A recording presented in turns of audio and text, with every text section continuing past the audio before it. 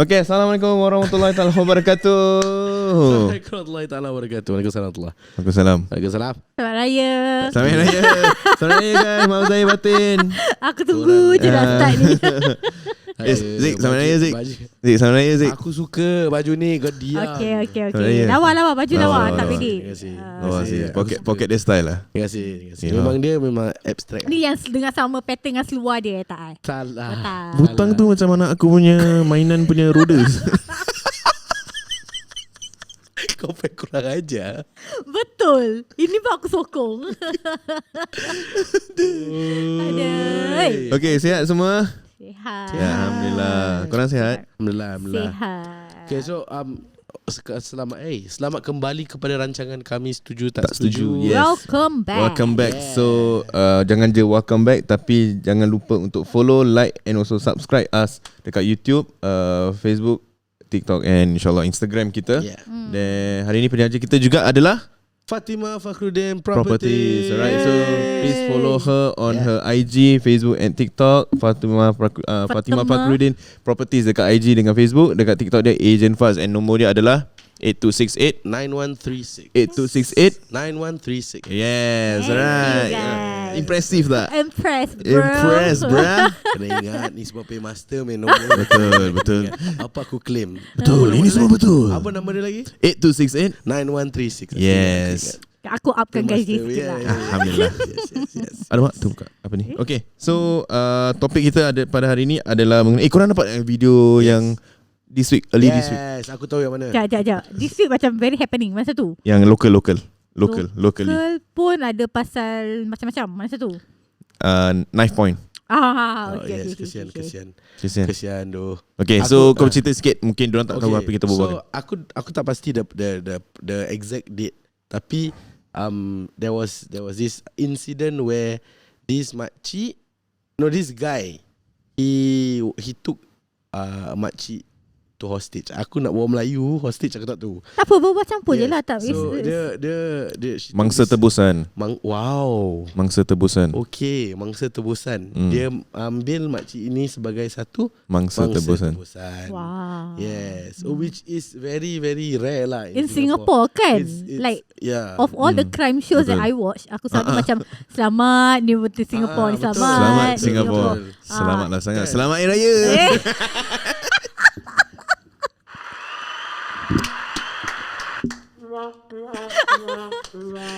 Berhenti main lah. Okay, lepas tu makcik tu aku honestly kesian. But do we know the sequence of events? No, tak tahu lah. I'm not too From sure. what I heard, makcik tu dengan cucu dia kan, saudara dia tengah cucu? makan. Tak salah aku lah, dia baru habis sarapan. Asal makcik tu yang pegang payung? Dia baru habis sarapan, so diorang dah habis makan. So bila dia nak gerak tu, then dia nampak this guy like just jalan kat dia and charging towards her. So she was on the move? Yeah, she was on the move. He charged Bukan charge lari, macam jalan brisk walk towards her. That was what I heard lah.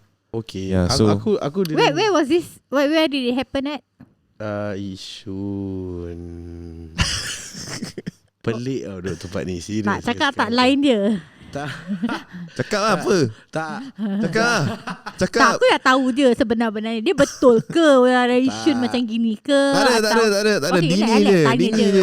Dini dia macam celaka. Tapi macam-macam event juga kat sana. Tak ada.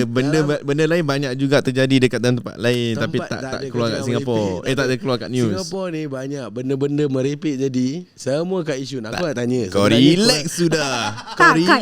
Kalau tak betul, why collectively banyak orang cakap must be Yishun again. Why Yishun like that? Stereotyping lah. Kau budak Yishun ni. Aku Yishun kau North Sider bro. Yishun kian. Sembarang.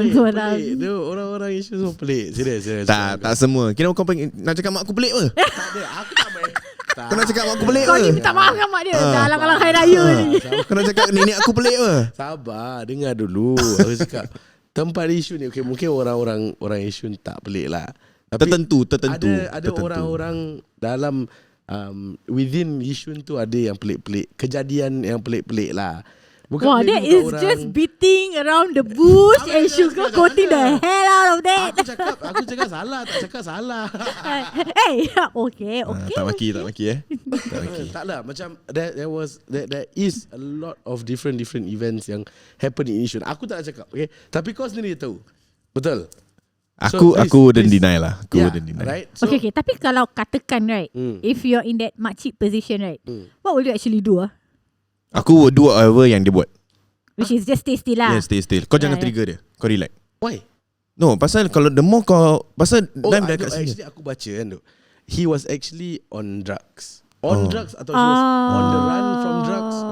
Okay, aku cannot remember apa aku baca, but it's either he was on the run from drugs charges or he was High lah, high. Dia tengah trip Which lah. aku rasa I think is high. Because kalau kau on the run, asal makcik ni yang kau aim. That's why. Tapi still kau high pun, kenapa makcik ni yang kau aim? Banyak orang kat situ.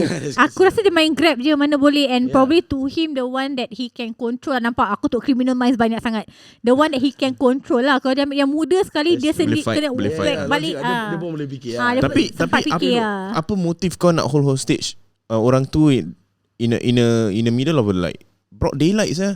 So aku rasa mungkin memang dia polis dah macam target ke atau dah approach ke apa for his offences, and then he got pushed to a corner and he don't know what to do. So then he team semua turun kan? Yalah, because the knife point they activate lah. Dia bawa hostage sampai bulletproof vest lah, M5. Sabar. So sampai there were so many people that was around. Relax. Aku tak boleh fokus. Dah pasal ni. Kata dia apa Steve. Dia ni pula angkat drugs. Allegedly. Budak-budak pelik semua gini lah. Oh, budak Yishun Baik. Haram mana? Tak ada jaket. Nang Kau boti jangan nak target haram pula. Tak ada. Nang boti nang kuih boti kuih. Tak ada, dah sudah. But then I am impressed by our team lah. Like, Police force. yeah, our police Singapore force. force. Yeah, you were serving at Yishun, right? Correct. Yeah, did Kan? you serve in Yishun? No. Oh tak No. Aku dekat baru nak angkat sikit. Thompson dengan Yunus. Oh, dia kan ni. Dia kalau ada benda segini, dia datang bawa pen. Yes. Tak, aku datang. Okay. Everyone okay. Tak, tapi aku nak cakap Yishun is not what you guys think it is. Nope. Okay. It's not. Tapi aku suka North Point. North Point the best. Kau main lah kau apalah sangat. Angkat Aduh. Tak ada. No, I'm not saying that Yishun is not a nice place. I've been to Yishun. I have friends in Yishun. They are all nice people. But aku rasa Yishun I think it's just the air problem. lah. Just problem. A lot of. I mean, I'm so sorry, but a lot of like drug cases. A lot of yang bapa bunuh anak, anak bunuh bapa tu. Itu sebab blok aku. Nak cakap budak pelik. Okay, I'm trying very hard. Okay, but to be honest, memang I don't think it's geographically that Yishun is like condensed with these events lah. It just happened to be so. I mean, if you compare to like other like locations pun ada incidents jugalah. Yeah, because macam aku cakap, definitely there are other places macam macam kita ada satu tempat kat Bedok tu where ada satu hamba Allah kata ajaran sesat lah. Okay. So dia cakap kalau nak buat haji ke umrah tak payah pergi Mekah, tak payah pergi Madinah sana. Dah datang rumah dia, tahu kat rumah dia je. Tak payah pergi Mekah. Okay. Itu kat Bedok South. Okay. So there are places yang ada problem juga but tak dikemukakan lah kan. I honestly feel that it's not the place. But me being like my job nature, like I understand that it is not geographically tagged to one place, but because orang they have this stereotype and it's fun to write on. Jadi everything that happens at Yishun gets like aku nak rimbat lah orang ni. Okay. Aku nak rimbat Siapa? orang ni. Orang bukan kau, orang yang cakap Yishun ni. Pam muka dia. Yishun the best lah. Tak ada, relax. Tak ada.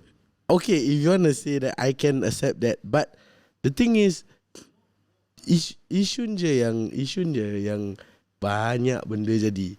Yes, dikemukakan atau whatsoever.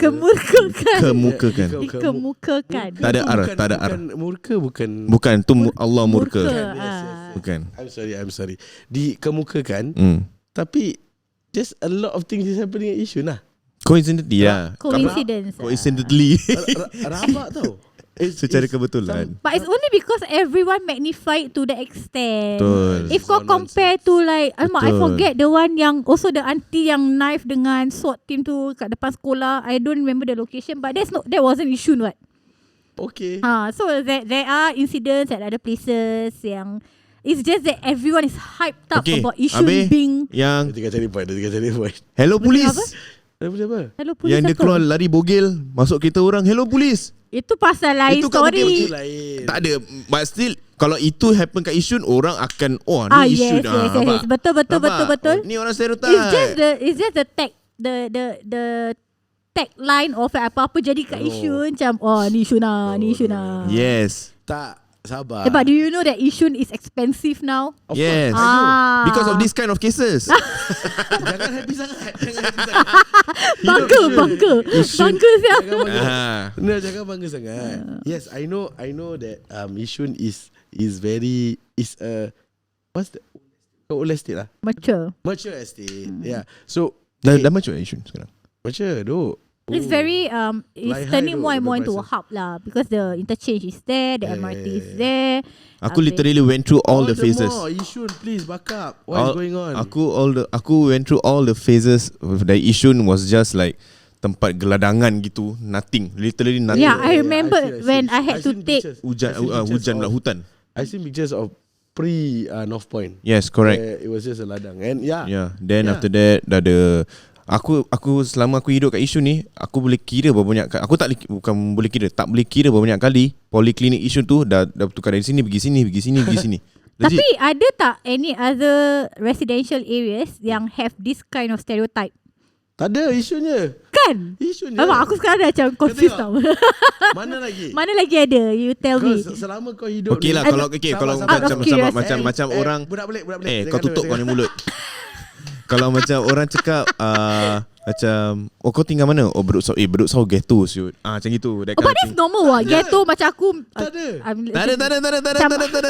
MacPherson orang kata ghetto. Habis ghetto a lot of people when because my BTO is there, so whenever I say I live there, right, you live in a ghetto area. Then you don't know how expensive my house going to be. So maksud aku that is a stereotype of the places lah. Pasal probably the upbringing lah kan, and the surrounding. Macam we understand Bedok South a lot of rental. The socio-economics of that area. Macam Bedok South a lot of rental places, right? Macam tempat dia pun quite creepy, quite eerie. You know, it's an old estate and macam. Tapi tetap tak ada kes-kes macam gini sih. A lot of drug cases. Okay, but drug is already sabar. Drug cases are overrated already. Kau faham tak? Macam people are so not like tak pernah tak dengar pasal drug case. Kau nak cakap apa? Sabar. Apa dia? So we talk about MacPherson ke this kind of thing because there's a social aspect of it. The social development of the particular place. I'm not trying to stereotype like where they live or what they do at this sort of places, but not generally like this sort of like MacPherson because ada rumah rental, you know, this kind of thing, and it is stereotypical of them to say that orang ghetto because of this kind of people, which I clearly don't agree. I know an intelligent guy. The statistics have backed it up lah. Yeah, but the way it's being stereotyped. The way it's been stereotyped and the way it's been like the labels are really not something that I stand for. Given. So issue ni diorang ada blok-blok rental atau ada tapi not much. Not so much. So this is my point. So orang-orang dia sebenarnya yang rumah dia mahal-mahal dah cantik-cantik tapi tetap alamak, kawan aku tinggal di Yishun and I love her, I love you. So this is not about you. I love the people in Yishun. Like genuinely, some of them I really true from the bottom of my heart. I love them with all my heart. But Am I one of them? do you stay in Yishun? Yeah. Consider. Okay lah, so pasal kau stay kat Yishun kan. Okay lah, Yishun tu okay lah actually. Kau jangan agree dengan aku. Kau tak agree je sudah. Tak habis nanti. Mampus dengan korang. Okay, thank you guys so much for tuning into this this week's episode. So don't follow pula. Kan aku dah bingit tau. Jap. Tak apa. Master. It's okay. Master. Aku relax. Okay. Kau relax. Okay, tak. Don't forget to follow, like and subscribe our Facebook, Instagram, YouTube and Twitter for Setuju Tak Setuju, and for penaja Twitter pula. Facebook, Instagram, TikTok and YouTube. So don't forget to follow our penaja untuk hari ni, Fathimah Properties, Instagram, Facebook, TikTok. Instagram dengan Facebook sama, Fathimah Fakhruddin Properties. TikTok dia Asian Fats. Nombor dia adalah 8136 9136. Dengan itu, thank you so much for tuning in. We will see you guys next time. And Yishun is not what you guys think. Bye. Okay, Assalamualaikum sekali lagi guys dengan kita Setuju Tak Setuju. In another product talk with our penaja kita sekali lagi, Fathimah Fakhruddin Properties. Yes. Alright, so nanti kita nak berbual pasal interest. Yes, correct. Actually previously kita previous conversation. Dekat dengan mic sikit. Oh sorry. So the previous conversation kita berbual pasal interest rates, which aku tanya Fat actually, because now the interest rates are sky high. Yes, possibly it will go down in due time, but now with the interest rates yang dah tengah melambung tinggi ni, what is the interest rates again as of now? Depends on the banks. Ada dah sampai 3 point something. So it's quite crazy. So it's 3%. Continue. This is 3% of this is 3% of the whole entire amount that they are borrowing from the bank. For the monthly mortgage lah. Oh, okay. So yearly, how do your clients cope? Okay, so basically at this point of time, when your interest rate is high, memang because you're already committed to the loan, so and you're already staying in the house, right? So if you're still within that minimum occupation period, there is no way of selling it and also to buy will be another problem also, right? At that point of time, sebab nak kena tengok interest rate, you have to look into your finances, or if you're not even ready to sell again, so what's the point of looking at reselling, right? Selling again to minimize or whatsoever. So at this point of time, there are only two things that you can do. Either you refinance or you reprice with the bank. So refinance, basically you go to other banks. Okay. Right, so you go to other banks and then you look if you can actually get loans and to finance this same house, just to see whether they can offer a better competitive rate. Or you can reprice with the same bank, but what you can do when you reprice is to either shorten your tenure, which means instead of your 25 years or 30 years, you go lower. Tapi you pay higher. You pay higher. So why do we do this? Because as you know, monthly there will be an interest, right? So the interest rate that is pegged to your monthly mortgage, if the longer you take to finish your loan, you're actually paying more interest. So which means when you look at the breakdown, which I will show you if we are meeting up, when you look at your breakdown, you can see that monthly you're paying at least 80% of your the 80% that what you're paying, right, goes all to your interest instead of your principal. Bunga je lah. Okay. Because you must always pay your interest first, then your principal. Okay. Yeah. So if you shorten your tenure, it might be a bigger amount, tapi you're paying more to your principal than to your interest. So basically, the longer the whole interest game works is the longer your time frame is. The more you pay lah. Paying for interest. For interest. Yes. And your monthly also goes to the interest first before it actually goes to your principal. So memang parah kalau tiap-tiap bulan nak bayar lebih to the principal, but you're actually helping yourself out to like minimize the loss in terms of paying to the interest lah. So let's say, what if macam sekarang aku dengan this bank, aku dah ada loan with this bank, then you talking about refinance with another bank. So how do we deal with this bank and another bank? You just go and search for your loans first, and then they will tell you what to do lah. Okay. So I will introduce you to bankers and all, and then you can, they will assist you with that. Kira kau kenal bankers ah? Alamak. Have to lah, it's part of the job lah. Oh really? Master. Bukan aku dapat duit je. So that's one of the things that you have to take note of. And then in terms of interest rate, especially if you're actually locked in already. Okay, for example, someone who has just started their mortgage loan, there will be a lock-in period for maybe 1 year, depending on what packages you took, right? So if you're locked in for 1 year, memang there's nothing much that we can do. But rest assured, because your bankers have already calculated for you such that you will be able to finance that loan. Kan just now previous week I talked about stress test, right? So this stress test, instead of calculating your loan based on the interest rate that they're going to charge you, they actually calculated to 4%. The higher it is lah. The highest, yes. So for example, now your interest rate is 3.5%. Your interest rate was initially calculated based on 4%, sorry, your loan. So which means sekarang kalau tiba-tiba naik to 3.5% at pun, least you know you're eligible for it. You're still able to pay for it. Okay.